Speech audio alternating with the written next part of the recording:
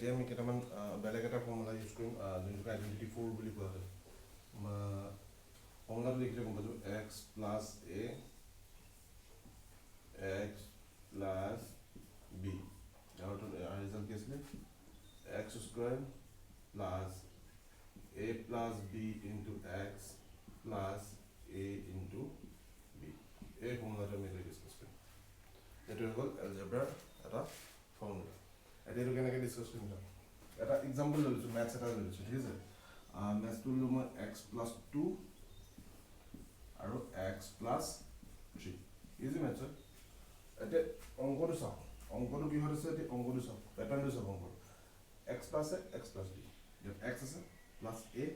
x plus B মানে এইটো কি ধৰিম এ এইটো বি এতিয়া আমি বনাব লাগিব ফৰ্মুলাটো বনিব কেনেকৈ এতিয়া এক্স স্কুৱাৰ মানে x square plus a plus B এই জেগাত কিমান আছে 2 প্লাছ বি কিমান 3 ব্ৰেকেট কি আছে এক্স এক্সটো এক্সে থাকিব plus a into B A কিমান আছে 2 পূৰণ বি কিমান 3 এইটো কিমান এক্স স্কুৱাৰ প্লাছ 2 3 5 পূৰণ হৈ আছে এক্স প্লাছ 2 3 গুণ 6 এইটো হৈ গ'ল ইয়াৰ আনচাৰটো মানে কি কৰিব আপুনি এই ফৰ্মুলা পেটাৰ্ণটো আমি এই ফৰ্মুলাত ভাঙিছোঁ সেনেকৈ এইটো x plus a x plus b ধৰি কিনি আমি x square plus a plus b into x plus a into b ফৰ্মত এই বস্তুটো ভাঙি দিওঁ ভাঙি দিয়াৰ পিছত কি কৰিলোঁ এক্স স্কুৱাৰ হ'ল 2 3 5 আৰু লগতে এক্সটো আছে এক্সটো পূৰণ হৈ গ'ল প্লাছ 2 3 গুণ 6 এইটো হৈ গ'ল এটা ইজি ইয়াত কি অকণমান এটা ক্ৰিটিকেল কৰি চাওঁ আমি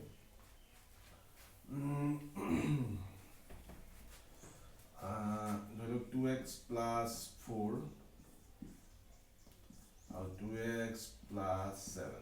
এনেকুৱাবিলাক কেনেকৈ মানে প্ৰথম কথা আমি গম পাব লাগিব যে অংকটো দেখি কোনটো ফৰ্মুলাত যাব তো ইয়াত চাব 2x চেম আছে ইয়াত x চেম আছে আমি এইটো অট'মেটিক গম পাই যাম যে এইটোক x যদি ধৰি লওঁ x প্লাছ এ আৰু x প্লাছ বি এই দুটা ফৰ্মুলাত লৈ যাব পৰা যায় আৰু যাওক এইটো কেনেকৈ হ'ব x স্কুৱাৰ মানে কি হ'ব 2x হোল স্কুৱাৰ এক্সৰ জেগাত স্কুৱাৰ আছে মানে ইয়াত x কি আছে 2x আছে নাই এতিয়া 2x টো গোটেইটো whole square plus a plus b a কিমান আছে 4 প্লাছ 7 into x x মানে কিমান ইয়াত আছে 2x plus a into b a কিমান আছে 7 a into b a জেগাত 4 আছে into b 7 এতিয়া চাওক কিমান হ'ব 2 ওপৰত স্কয়াৰ মানে কি 4 x ওপৰত স্কয়াৰ মানে x স্কয়াৰ প্লাছ 7 কিমান 11 বহাই দিলোঁ এতিয়া পূৰণ 2x ইয়াত মই 2x টো এটা লাইন বঢ়াই দিছোঁ বা ডাইৰেক্ট কৈ দিব পাৰিলে আপুনি 7 4 গুণ 28 এতিয়া চাওক 4x স্কুৱাৰ প্লাছ 11 গুণ 22x প্লাছ 28 এইটো পাই গ'লোঁ আমি আনচাৰ আমি ইয়াতে কৰিব পাৰিলোঁ 7 4 11 গুণ 22কে আমি কৰিলোঁ কিন্তু মই বুজাবৰ কাৰণে এই লাইনটো এক্সট্ৰা এটা বঢ়াই লৈছোঁ এইটো এতিয়া বুজি পালে ইজি হৈ গ'ল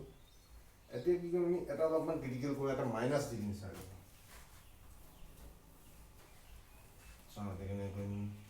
ধৰি লওক 3x প্লাছ 1 3x minus 4 এইটো কি কৰিম এতিয়াতো x plus 1 x plus b এনেকৈ ফৰ্মুলাটো আপুনি দেখিলে x plus b কেনেকৈ দিম আমি এইটো x plus a x plus b দিম কেনেকৈ 3x স্কুৱাৰ মানে 3x হোল স্কুৱাৰ x স্কুৱাৰটো প্লাছ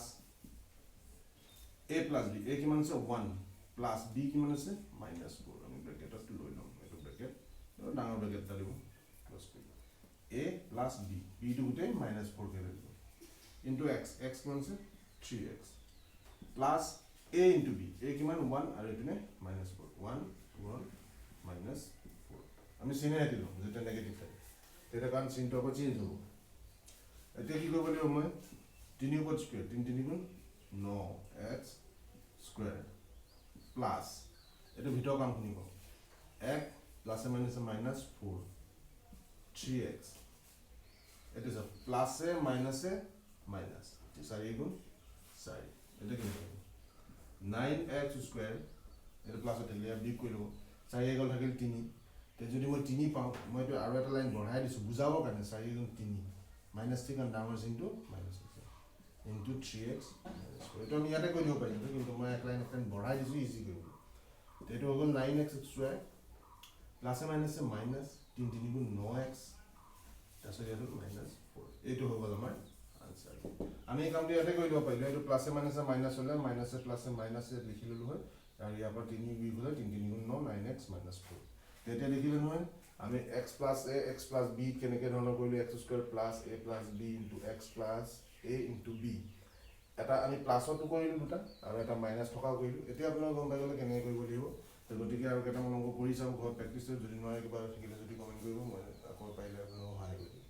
ঠিক আছে